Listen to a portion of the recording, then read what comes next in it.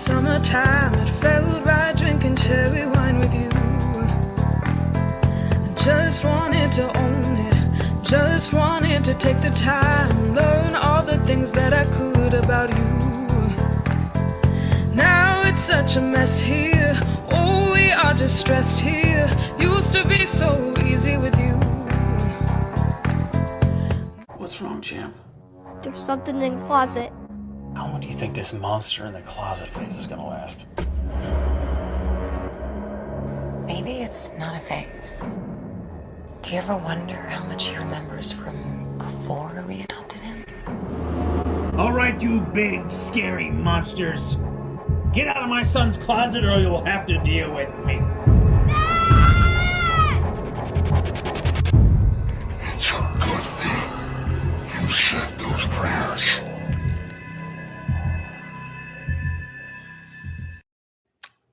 Welcome to Everything Sparkle. We got Michael Seabolt. Michael, I am so excited to have you on today. You're doing a lot of things and a lot of important things. Tell us about that.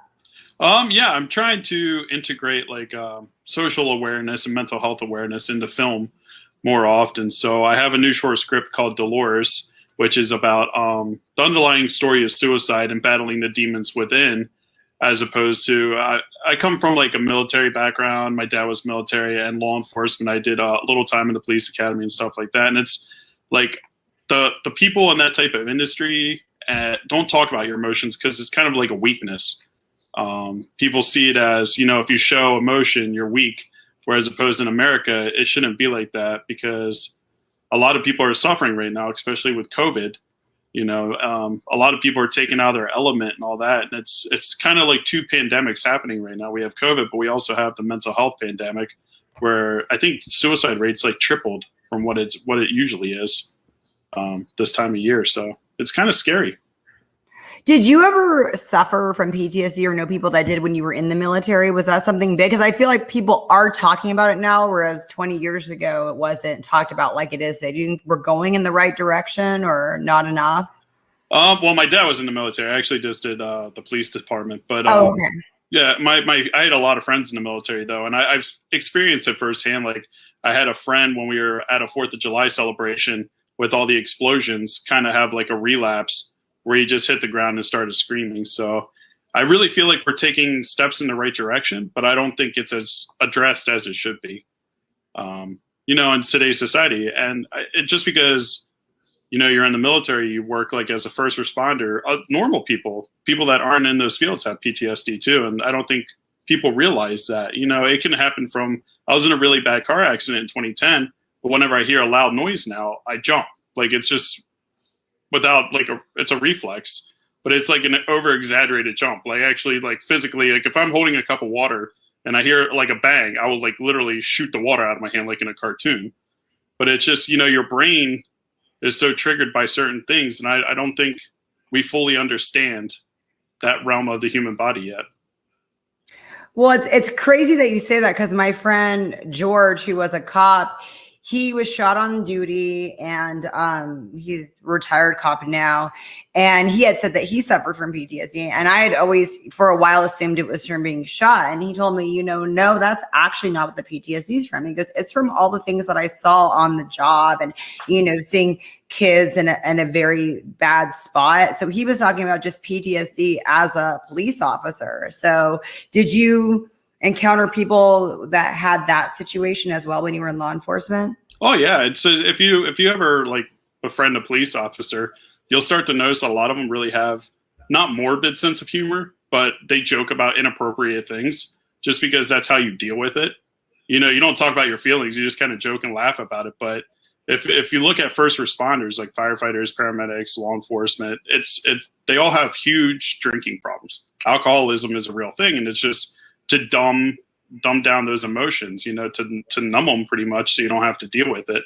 Because you constantly see the horrific side of society, and you can't really talk to your spouse or anybody else about it that doesn't work in the field because they don't really understand. So It's a lot of people that just kind of bottle it up and try to deal with it internally. What you said can lead to the PTSD, and it's just depression is a huge, huge factor in those fields.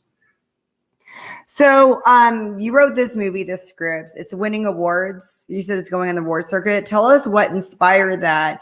And is this, I know you had a little experience. Is this based on a true story or is this based on a fictional story, but you divulged it out of a true story? It's based on a fictional story. It all started, my brother had depression and committed suicide in 2017.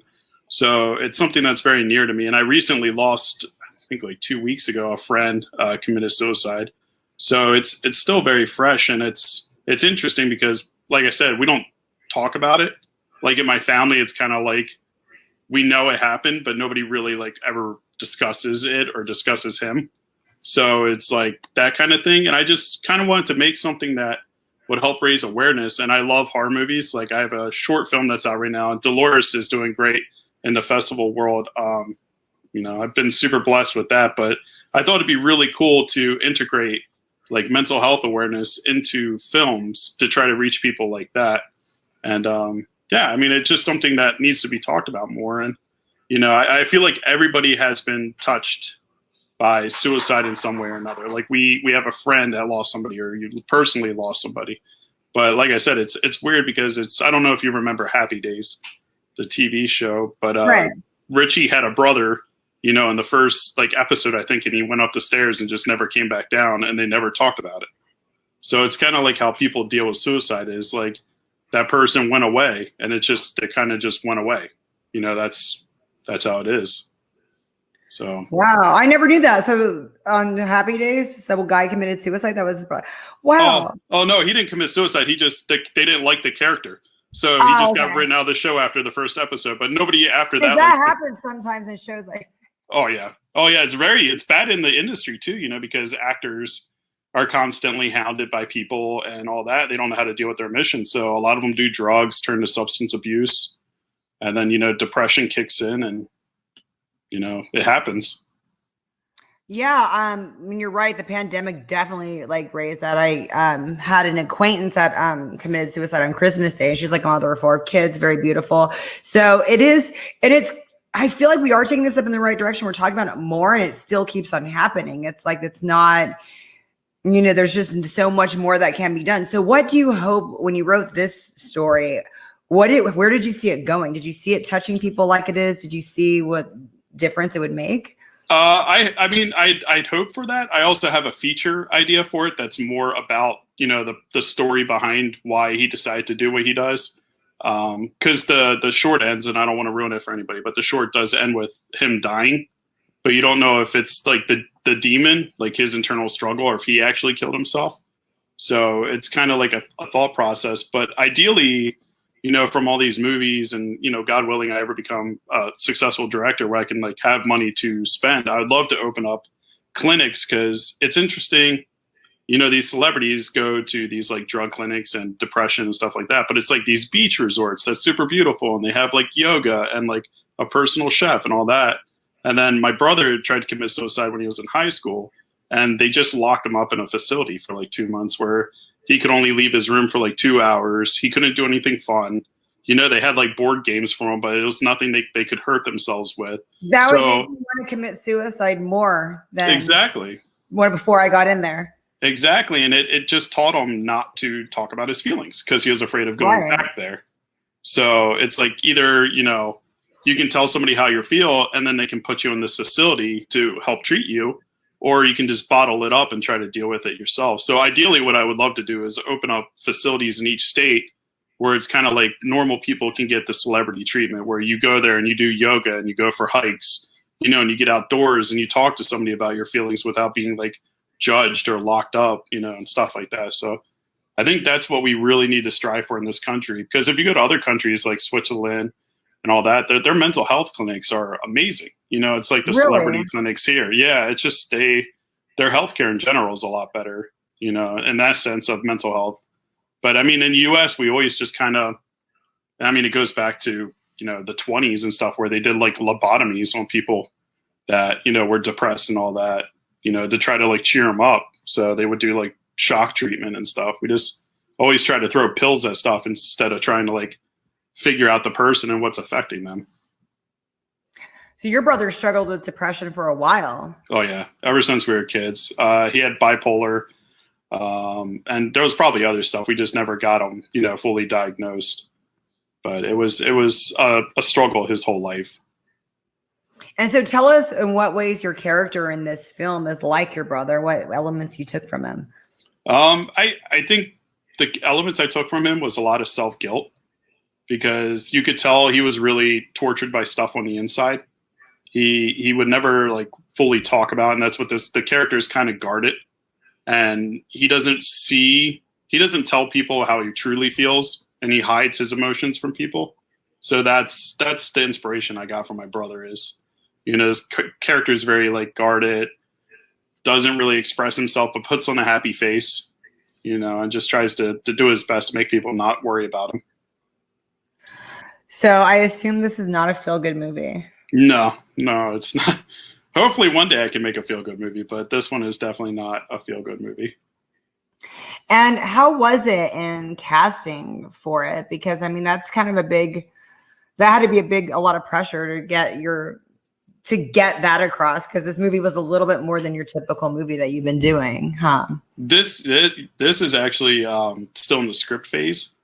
The short film I did right before this was kind of a dark movie too. It's about a kid's struggle. It has to do with the movie before Dolores was kind of from the law enforcement perspective, where you always hear when people do bad things, they're like, oh no, he was an angel. And it was his upbringing. It wasn't him. So the film before this was kind of like, we all should take responsibility for our actions. You can have a really rough upbringing, but you can also still turn out relatively normal. It's just, if you take accountability and you try to better yourself, you can still get there. I had a friend in the police academy who was homeless for pretty much like up until high school.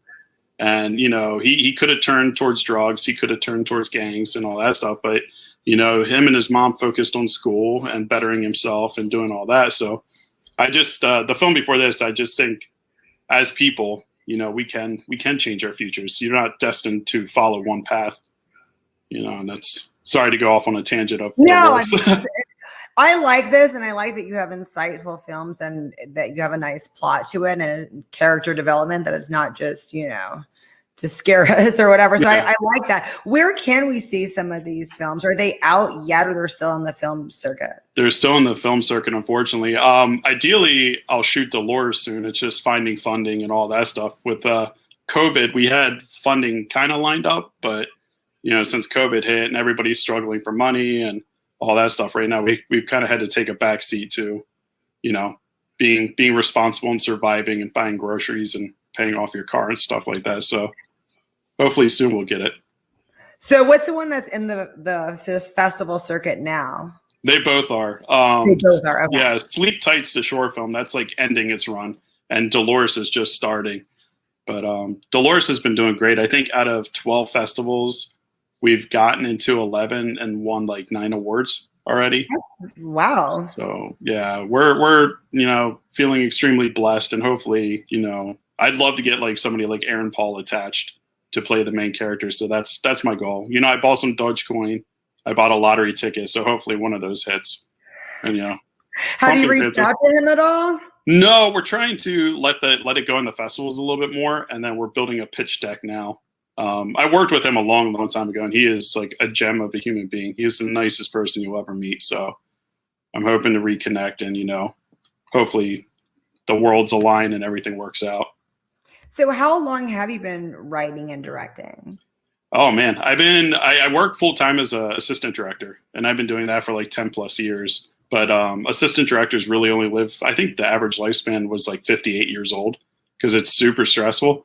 So I was like, I need to make the transition, into directing. And that's where my heart is. I love being creative and not like a timekeeper, and a schedule maker and all that stuff. So I want to pursue more creativeness as opposed to being like, just a script guy that follows the beaten path, and keeps everybody in line. I want to be imaginative and go off in my own little la la land and have fun. You don't want to have the hardest job on the set? No, it's definitely, I'm graying, so it's like already taking its toll. But it's fun. It's rewarding too. Don't get me wrong. I love ADing, but it's just, yeah, it's stressful.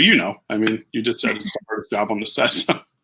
Exactly. So so these are the two projects that you wrote and directed. And then is this kind of like newer then that you started actually putting it out there and getting the funding and doing all that yourself?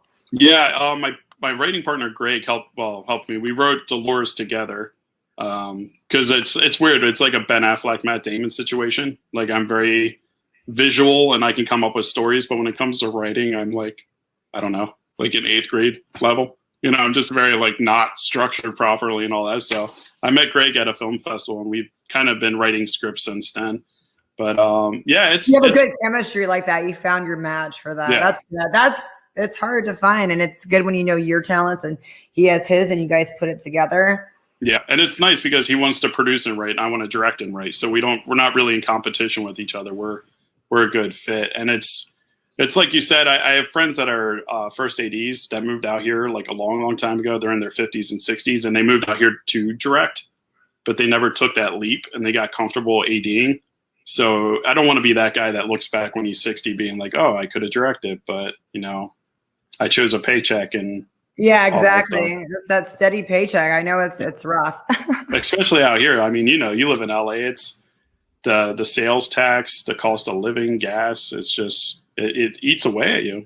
And it's a mental health thing going back to that, you know, like I was driving in my car earlier and you can totally feel your mood change. Like you can leave the house and be happy and upbeat, but then you get on the 101 and you're stuck in traffic for like 20 minutes and your mood just totally implodes. Wow. So when are you going to try to get the casting for the next one up? Because I know that you're working on that phase and you're working on the funding. Have you gotten some funding yet? Well, we've had like promises, but it's nothing like, you know, in the bank yet. So hopefully within the next month or two, we start, you know, raising some funds and all that. I might actually try to do like a social media campaign. It's just, right. I feel bad asking people for money during like COVID because I know everybody's struggling. Yeah. But this is for mental health. So hopefully. Yeah. Knock on wood. I mean, I've also been trying to put a list together of like certain organizations and nonprofits that maybe, you know, would help out.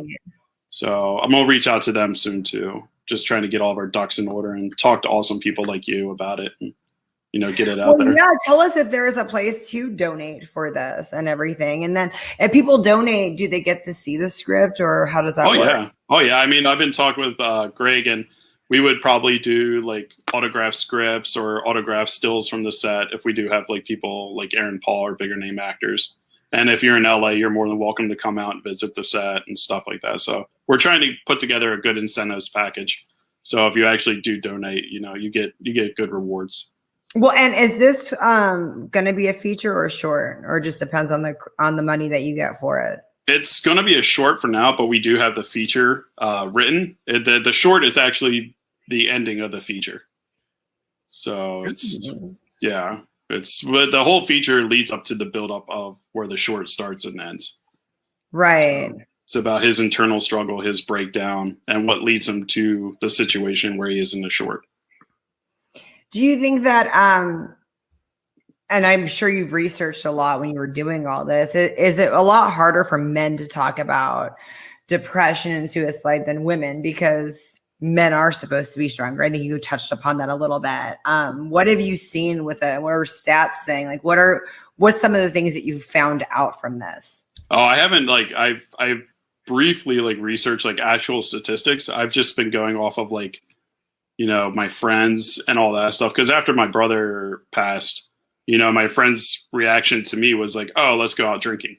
You know, nobody wanted to talk about it. We would just go get drunk and all that stuff. And I feel like I honestly feel it's hard for women nowadays too, because women are supposed to be these strong, independent, you know, beings. And I feel like just now in general, everybody feels like they have to put up this shield, especially out in LA. Because I'll talk to my friends out in LA about something and, you know, their first reaction is to joke about it or, you know, kind of not dismiss it. But, you know, in LA, everybody has friends and then you have friends.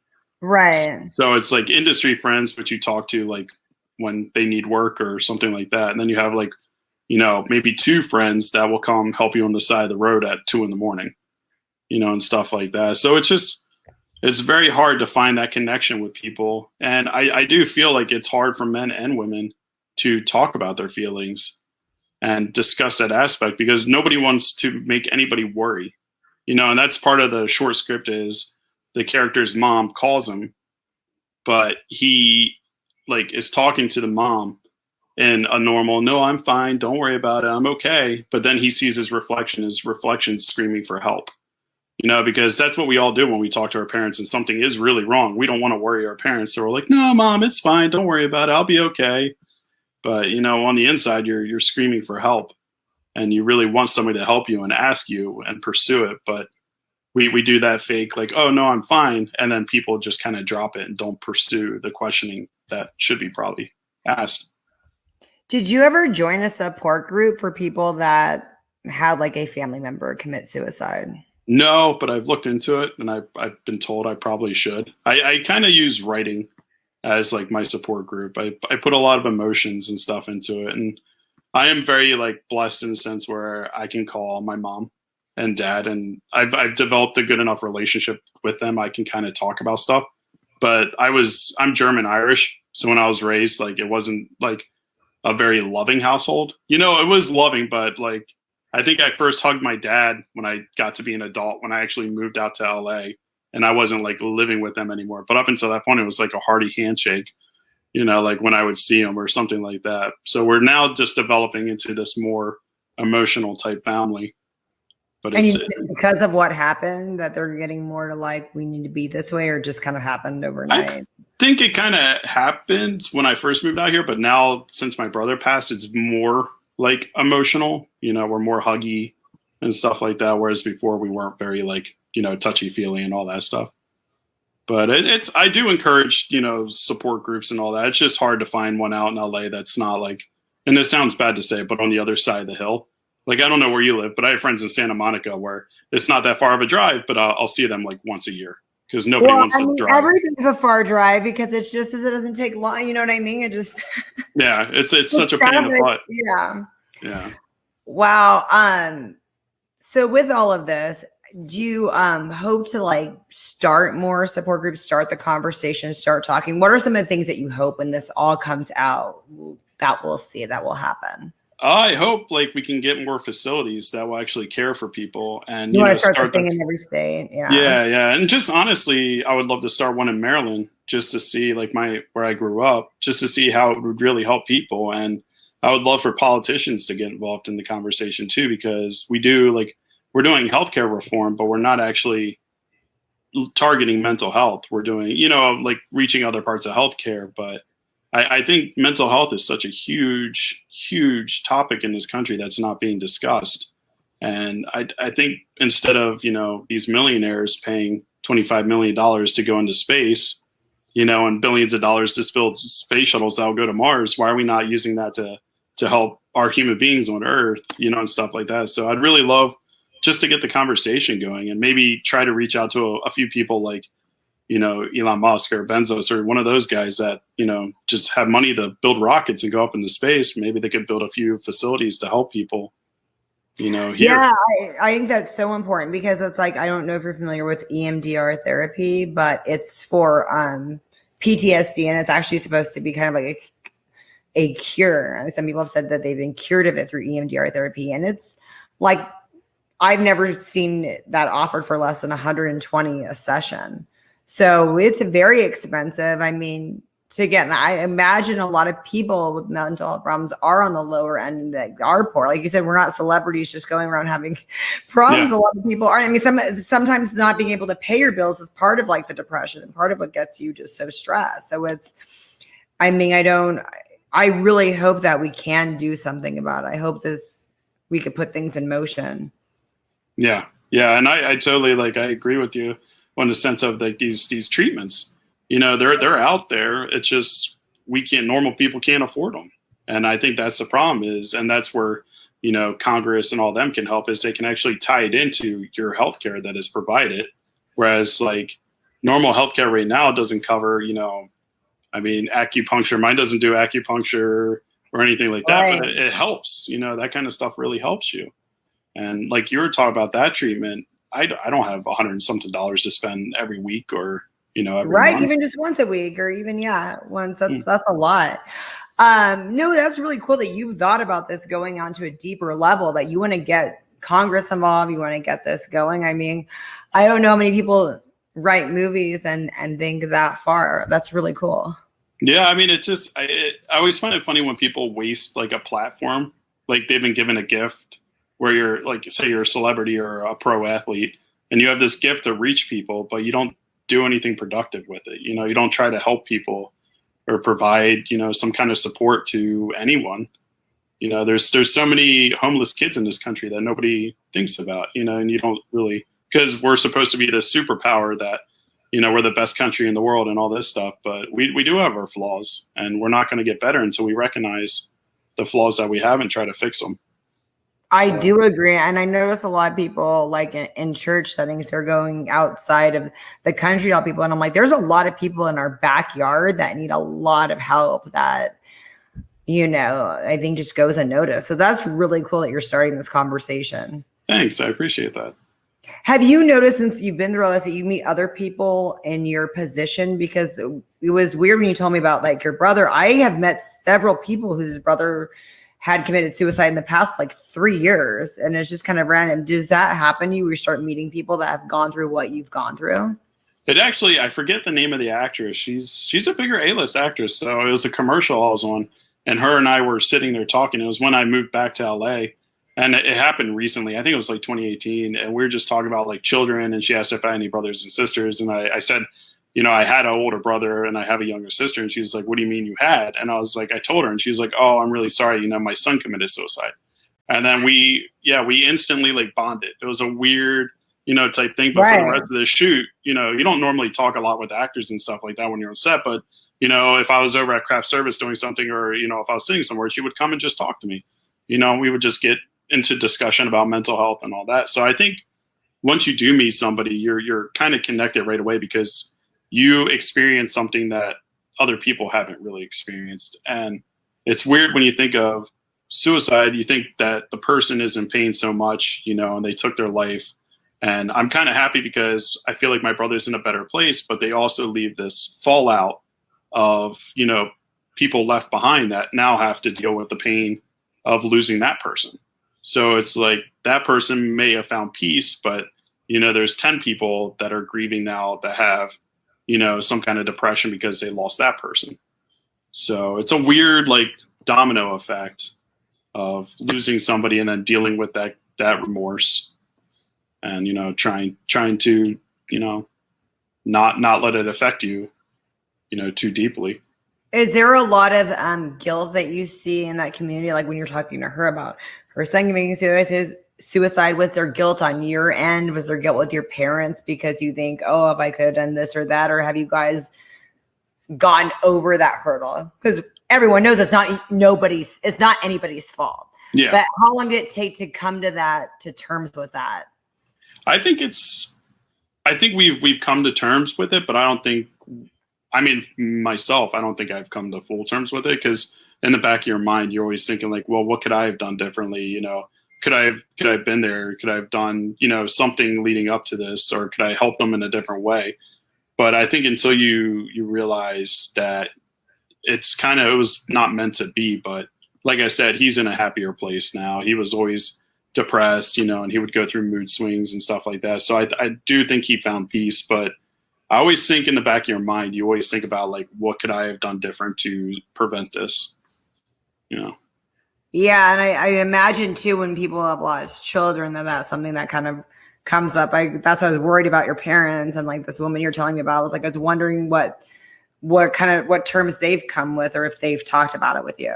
Yeah. I don't know. Well, I feel bad for my Mimi, my grandmother, because my mom had 2 brothers who have passed. One had cancer. I think they actually both had cancer. But so my grandmother outlived 2 of her children, and then she outlived a grandson. And I feel horrible for her. And, you know, I feel bad for my parents. My father was the one that found him. So that's hard. And I think he's still kind of dealing with that. But I think they're dealing with their own ways because, like I said, they don't really talk about it. So I think they're still hashing it out, you know, stuff like that. But I also think they're doing stuff to keep their mind off of it. Like my mom's been traveling a lot, my dad's just been like painting everything in the house, just like little projects here and there, to keep his mind off of it. So I think it just takes time, really, and just trying to understand what happened and trying to process it. How do they feel about you turning this into Oh my gosh. movie? Yeah, this was I actually did talk to my mom first about this before I wrote it, just because I didn't want to surprise her. And then Right. when my friend wrote it, or like when we wrote it, I showed it to a friend and he was like, "Do you want to talk to somebody? Are you okay?" Because it's dark. But like I said, I think it's a way of dealing with your emotions and like putting your heart down on paper. And then it's a good like stress relief, because normally we just bottle everything up. But now I'll try to like write stuff down and just put it on paper, and either I'll throw it away or like hold on to it for a little bit and just kind of process what I wrote. Just because I've tried to bottle up my emotions for too long, and nothing good comes of that. So if you can get it out and just get rid of it, it's the best way. So were they supportive when you eventually told them, "Hey, this is what I'm doing. This is my therapy," and they were okay? Yeah. My dad is actually, both my parents are super supportive of my career choices, which you wouldn't think. It's hard because when I decided to move out to California, most parents would be like, you're not going to make it. It's kind of stupid, blah, blah, blah. But my parents were like, all right, see you later, enjoy it and stuff like that. So they've always supported my career, and they've always backed me up. I do wish they, or I do think they wish that I stayed at like close to home and had grandkids, and like all that stuff. Like a lot of my friends still live like a mile away from their parents, and all that stuff. But I'm the middle child, so I always just kind of wandered off and did my own thing. So I think they understand and they support it. Thank you so much for coming on my show, Michael. Where can we donate money if we wanted to donate money to the film? Oh my gosh. You can reach out to me on Instagram or my email address. Do you want me to give this to you, or I can like text them or something like that? Say your Instagram and we'll put that there. This is, I hate saying it. It's director_Michael_Seabolt. That's perfect. That's easy. Yeah. And then, any donations I'd appreciate. I'll probably try to set something up this week or next week just to try to get money in. But yeah, it's so hard because, like I said, with COVID, I feel so bad asking, people for donations and stuff like that. But I mean, we'll see. Hopefully, Dogecoin takes off, or I win the Powerball tonight. That'd be amazing, knock on wood. Thank you so much, Michael. No, thank you for having me. I really appreciate it.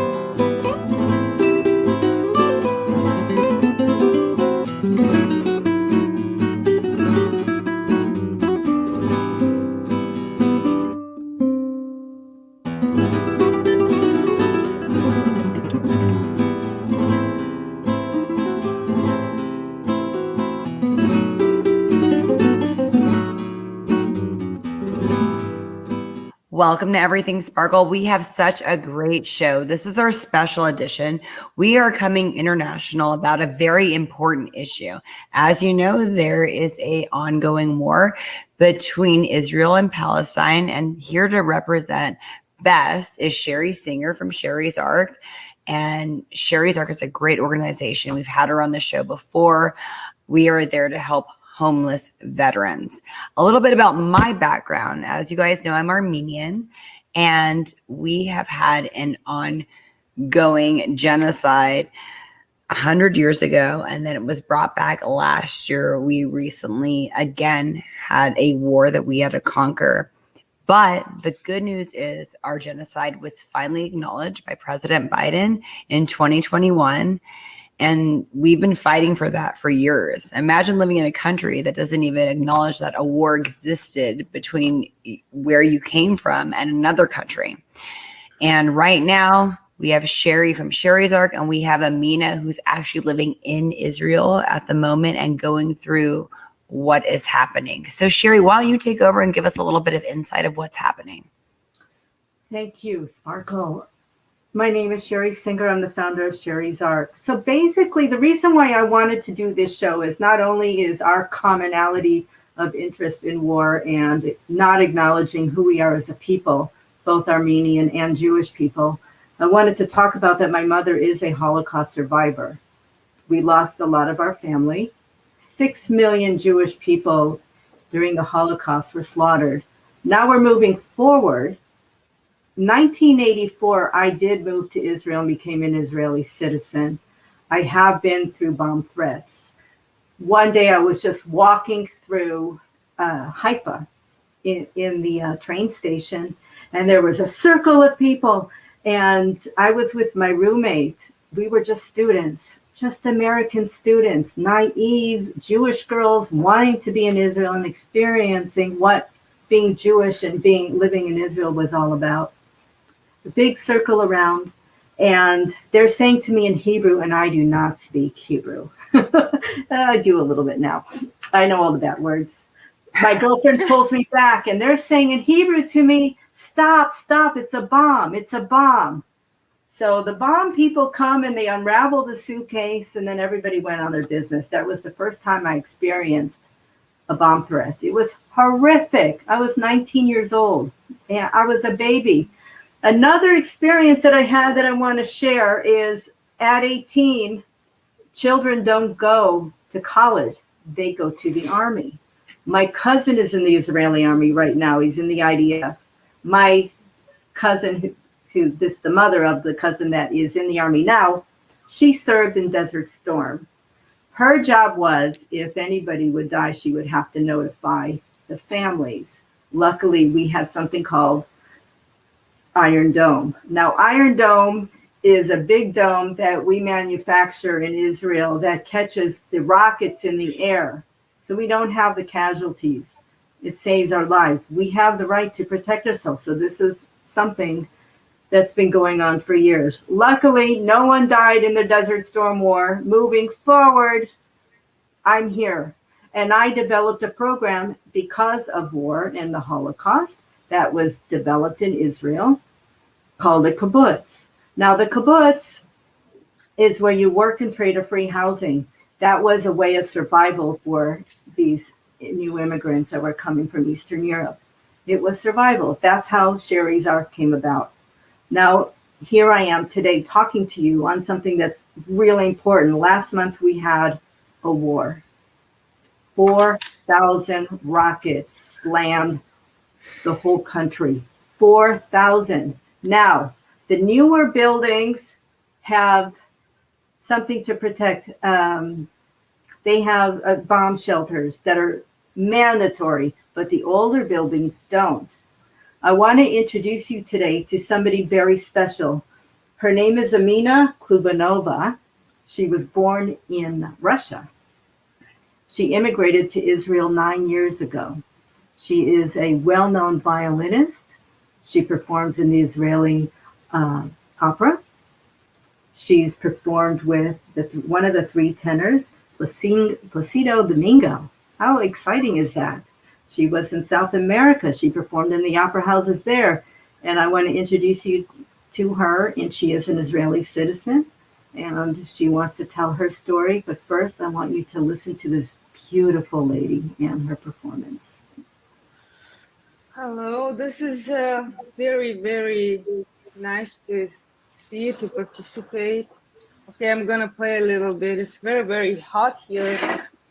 Oh, we entered the Israeli summer.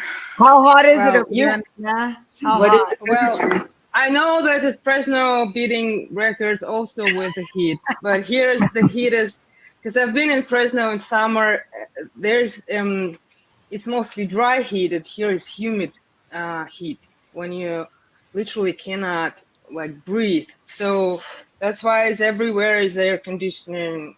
Do you in have the air conditioning buses in your place? Yes, of course. You cannot survive without it. Yeah. All right. I'm gonna play a little piece of Mozart. It's like a Mozart Fifth Concerto. It's like a golden standard. It's what I have like handy this time. Yeah. Go for it. Mm-hmm. Is this okay? Can you see me? Yeah, we see you. You're beautiful. I have a little bit of mess on the background. Okay.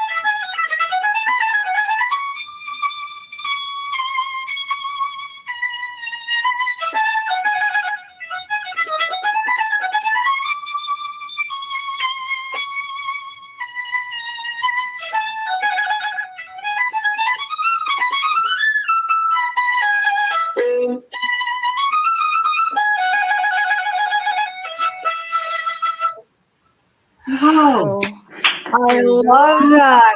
Wow. Amina, how long have you been playing? Yeah, since I was a kid. So I had a long way, yeah, work. Well, I was a couple moments I quit, but then I came back to it. So yeah, I had a music school, then a college, then a university, another university. So thank you so much. Thank you, Amina. That was so beautiful. So I want to get back to your experience, what happened last month in the war. I wanted the world to see and hear you. I want them to hear your voice. I want them to hear your music, that this is who they are bombing. It's so sad. You're an Israeli citizen. You had nothing to do with the war. Well, you were right in the middle of it, and you had to stop work and to hide. So tell me what happened. Yeah, that's true. It's just, I remember that night we finished, well, after, in the pandemic year, well, it's still going, but we had no work. Everything was closed for over a year. And then we finally had an opening in opera, and it was the last performance, and I came home. Well, my mom was with me, and then just a normal day, and suddenly I heard the very, very loud, I don't know even how to describe the sound, you know, and it was one after the other. And I couldn't believe it, you know, because it doesn't go to your head that it's actually happening. And you don't have a bomb shelter, right? Well, in this house, it's old north of Tel Aviv. It was built, and it's a lot of houses like that. It's they call it Bauhaus. It's in UNESCO somewhere registered. It's like 100 years old, and in this kind of houses, they don't have shelters. So what did you do? Safe rooms. So we went to the stairways, and there were other neighbors, and you basically have to wait till it stopped. But it didn't stop for a while, so it was one rocket after the other. It was like a rain of them, one rocket after the other, one, and then it is very scary. Oh, it's horrible. And there's no warning. This just came out of nowhere. No. But then, well, when it started, then somehow you cannot see when. It's just there are services, military, that they're trying to, you know when, but no, there was no warnings. I know that you had a normal night of performing. Just a normal night. You were going home like a normal night. Yeah, and then it was not normal night because we had to stay like 4 o'clock in the morning in the stairways. And basically you're waiting for it to pass, but there is no guarantee that the rocket won't hit your house, because no matter the Iron Dome, it protects like 90%, 98, I'd say, rockets, 99 are, you know, they don't go through. But this time there were a few rockets that actually hit the houses, and not so far from here. Yes, there were casualties. Oh, yeah. So what are you doing do you text people during this? Are you looking at the news? What do you do you have your phone with you, like what's going on in the stairwell? Yes. I'm texting and sending stuff. Oh no, it's like, it's still, I can't believe it, you know. It's really like unreal experience, but it was real, and you can feel the scare, you know, around. And then after it passed, it's like a deadly silence, you know. It's not in a good way. I wish they would have bomb shelters for the older buildings. Yeah, well, we have one, but it's about 900 feet, right? So we could go there, but we didn't. And most of the people, they also who have no bomb shelter, and they just would go to the stairways in the middle of the night with children and cats and dogs. Oh, because it's scary to know if you have enough time to make it, right? You're kind of like, should I stay or should I go? Is it right? Yeah. You have to make a split-second decision.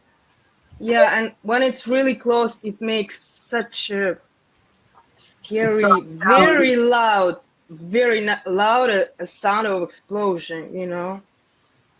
Were you there in the 2014 bombing? Yeah, I think I was there.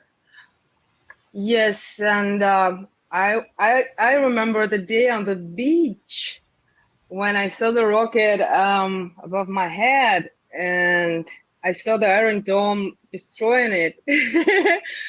So it was like a lightning bolt, and yeah, it is crazy. It is That's crazy. crazy. I'm so sorry that you had to go through that. But this one, I think I'm sorry. This one, I think it was the worst one. Yeah, this all was of bad. Yeah, This was bad.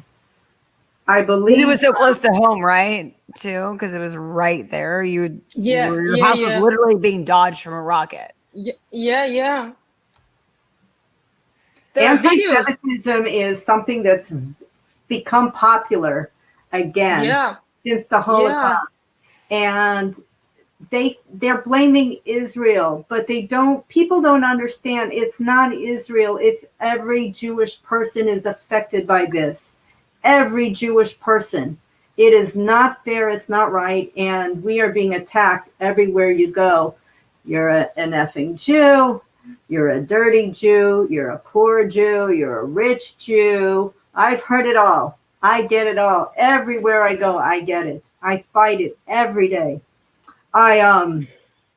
It saddens me because I have family in Israel too. I have very close ties. I am an Israeli citizen as well. And my history in Israel. So this 4,000 rockets, and then I see Jewish young people saying pro BDS. Does anybody know what BDS means? It means boycott, divestment, sanctions against Israel. Do not buy anything from Israel. Do you know what happens? The manufacturing plants close. Who works in those manufacturing plants? Not just Jewish people, the Palestinians. They're losing jobs as well. So boycotting products from Israel just does not make sense to me. It hurts us. And the young people who become the far left make it popular to hate Israel. They say, oh, Israel is not a hatred against the Jewish people. Oh, yes, it is. It's our home. It's our people. It's who we are. It's our identity. And now we're experiencing it again. And we have to stop it now. So this is why I'm doing this show. We're going to meet someone soon. His name is Liami Lawrence. I've known him. We went to Tel Aviv University together. He drives me crazy. I'm not going to lie. But I love him to death. He has a nonprofit, and we'll be meeting with him afterwards. And he's been through both wars, and we're going to talk to him about that and his drama and what he went through. But I wanted to thank Amina. Thank you, guys. Yeah. Amina, what is going on there? What about your daily life and people saying stuff like Sherry saying about anti-Semitic stuff? What's going on in actual Israel with anti-Semitism? Well, mostly it's like people got over it. I mean, not like they got over this whole thing of anti-Semitism, but the recent war just came back to normal life, doing their stuff. But every day we read in international press something happening, like there was a food festival somewhere in Montana or somewhere, and the truck with Jewish food they canceled it because it's Jewish, It is unacceptable. Or even worse, people getting stabbed in London, in the streets of London, So, but here, I don't see, we discussed that. I don't see anything happening. Maybe I'm in that area, the safe area, Tel Aviv is like, from this point of view, it's safe, So the attack is coming from outside of Israel right now. That's the biggest. Yeah, that's what I see most. That's what there's not really an internal war, but there's an external, and they're trying to invade. Okay, I just kind of wanted to know what was happening in Israel with that. But still, this time, what was especially scary that the Arabs, we have a lot of Arabs here. We live here together, and there was a few episodes when Arabs attacked Jews local, and mostly that. So it was casualties too, and buildings were burning and cars. So it was between civilians. It was, very intense. But now, it's more or less fine till next time. Well, I hope it will not happen, but unfortunately, I think it will. Yeah, I Sooner think or it will later. too. I do believe in the peace process. I think it won't be Yeah, now. me too. Me It won't be too. now, but the Palestinians and the Jewish people and the Israelis are going to need each other one day because there is a bigger enemy. It's Hamas. Yeah, yeah. They run And the they get in Palestinian. funds and they have power, and I don't want to go into it. Yeah, we don't. I don't want to make this political, and I don't want to make the Palestinians our enemy either, because I do have. But this is political, right? It is political, but it's also murdering Jewish people. Is that political? Is it becoming Ah. political? Are people It is using it for political gains? I don't know. Yeah, I think so, but we're not gonna go into it. In the insurrection, I saw somebody wear a T-shirt saying 6 million was not enough. That was on January 6th. Someone wore that. Mhm. Yeah. So I would think any kind of thing about any nation or skin color or LGBT or whatever, we are working so hard. A lot of people want that, that we want peace. are always, we all earn respect at least, but it's not happening. But maybe there is some progress. I hope for that. I think there will be. There's going to be a time. Mark my words. Give it about 10 years. The Israelis and the Palestinians are going to need each other. There is a greater enemy that is nuclear, very powerful, and they're going to have to come together and work together. I also believe that hatred starts by learning it. And we have to start with our children. This is something that Golda Meir said. It starts with the children, the peace. You have to love. And that's the message that we have here. The Jewish people, we come from all over the world. You're from Russia. I'm Hungarian, Russian, Polish. So we may even be related. And Sparkle, you are Armenian. You were born in the United States, but I was born in the United States. Your parents, but your parents came from Armenia, or your grandparents? Both sides, yes. Both sides of my parents are from Armenia. So, Amina, what's going on right now? Are you afraid of that happening tomorrow, of the rockets coming back? Where do you live right now in a state of limbo? What's the status right now? Right now, it's peace. You can't expect for it to happen again. It's always on the background of your mind. But accordingly to the chronology, it's once in a few years happening. So we just had it. So hopefully next 4 or 5 years will be fine. That is so now very yeah, I know. Amina, actually, I wanted to ask you, I do want to ask you, why Israel? Why did you move to Israel? Well, I like to call myself the citizen of the earth. It's where musicians were, but I love this land, and I had a situation where I literally had nowhere to go, and this land would accept me just because of my birth, without any questions. So I came here and I got my citizenship in 2 months.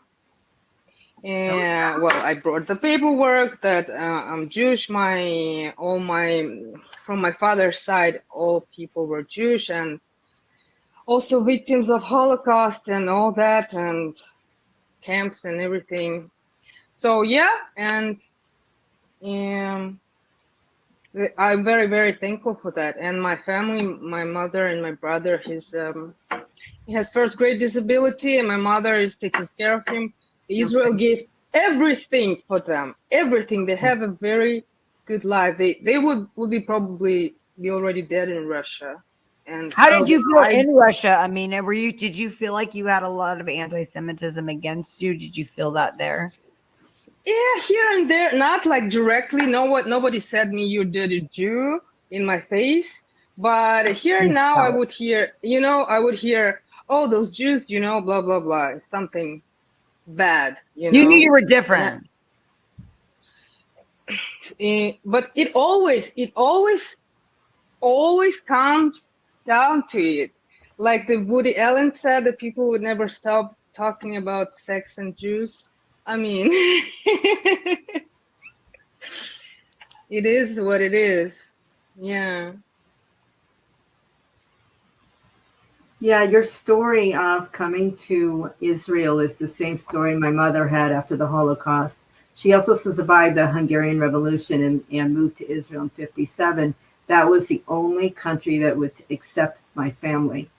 So they moved and immigrated to Israel. They moved to the northern part, a city called Akko. My uncle. Yeah, very beautiful. Yeah. Yes, it is an Arab city. Yeah. And they had it really bad last month because the Arabs and the Jews lived together. I know. It's an Arab city. And there was a lot of this. This hate is terrible between civilians, and it exists, and we have to work in it. Just cover it with love to teach the children, to love each other. Yeah, maybe through music. Yep. Is that healing for you? And is it healing for the people around you when they hear your music? Because that was so peaceful. We heard a really peaceful, beautiful piece.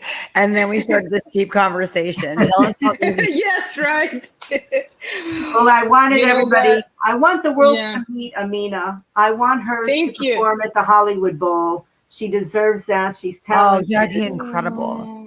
Oh, guys, thank you so much. Thank you. And God willing, we will see you soon here in the States performing. Yeah. You are that talented, my friend. Thank you. Thank you so much, Amina. Can we follow you on social media? Where should we follow you? Yes, of course. I have a Facebook page, Amina Kublanova, just like that. And I also have Instagram, and I have YouTube. Well, YouTube is not very big. I have to work on it more. So basically, like everyone else. And we can hear your music on, where should we go to hear your music? I have a lot of on Facebook, a lot of videos, recordings, like videos, live recordings. Yep. Thank you so much. I'm very, very grateful to you both. Thank you, Amina. Again, this is Amina Kublanova. Am I saying it right? Kublanova. Yes. Our beautiful violinist. And thank you for your time and your story. We really appreciate it. Thank you guys so much. I hope to see you soon. Yes. Take care. Be safe and cool. Yes. Bye-bye. Bye. Felt right in the moment, felt right in the summertime. It felt right drinking cherry wine with you. Just wanted to own it, just wanted to take the time, learn all the things that I could about you. Now it's such a mess here, oh, we are just stressed here. Used to be so easy with you.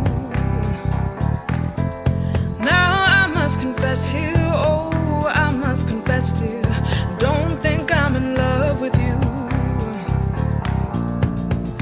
Winter is coming and I don't know what to do, and there's no more use in running, no more running to you.